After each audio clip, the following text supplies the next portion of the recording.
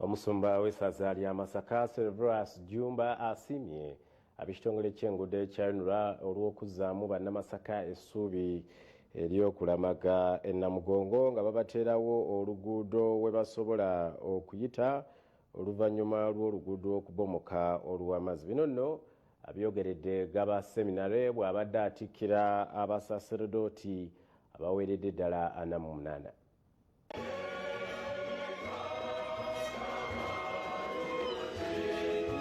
Omukolo gw'okutikkira abasaserodooti 48 ku seminari y'e Gaba gwetabiddwako bannaddiini ab'ebitiibwa nga ne Ssabakristu era amyuka akulira Vision Group Javesi Ndya nabo abaddewo.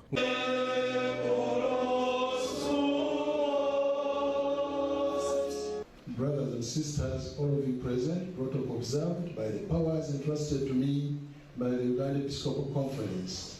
I declare this assembly for the 50th graduation of St. Mary's National Major Seminary, Gaba, dissolved and dismissed.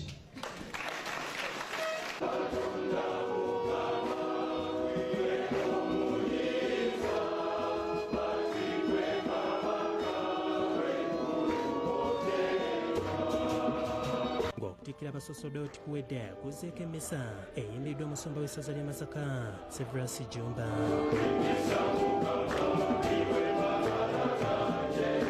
Mu bubaka bw'ategeezezza nga bannamasaka ye batoola okusi ku mitima egibadde gibeewanise olw'okusubwa okulamaga nga tebalina wakuyita olw'omugga Katongo okubomoka. Minisita w'ebyenguudo nayogeddeko naye n'antegeeza nti waakiri bagenda kussaawo ekkubo erinaasobozesa abalamazi okuva e Masaka eri ekiseera akatindo akasobozesa ab'ebigere okujja okulamaga. Ono era yeekokkodde abanyazi b'ettaka n'abasinze ku ttaka ly'Eklezia okulina ekigo kya Sentimbaga bw'atyo n'abasaba okutereeza obutuuze bwabwe. Naye ekisingira ddala kulireka kubanga seminaari ekyagaziwa ate tulina ttaka ddala mu kibuga wano ekikulu. Akubiriza abatikkiddwa obuteerowoozaako bokka wabula essira baliteeke mu kuweereza abantu kuba babasuubiramu bingi ku ludda olw'obuweereza. Omusaserodooti mu Eklezia Katolika tabeera wa ssaza lyokka mwazaalibwa, tabeera wa ggwanga lyokka mwafunidde obusaserodooti, naye abeera wansi yonna. Ng'oggyeko obwetaavu bwe tulina mu bitundu eby'enjawulo mu ggwanga lyaffe ate ne mu nsi endala abasaserodooti beetaagibwa nnyo. Awo nno mbakubiriza okubeera n'omutima omugazi nti nga basabiddwa okugenda mu bumiisa babeere nga beeteefuteefu. Ndya nabo abeebazizza okukkiriza n'okwewaayo okuweereza Omukama kuba emyaka 8 gye bamaze nga basoma tegibadde myangu.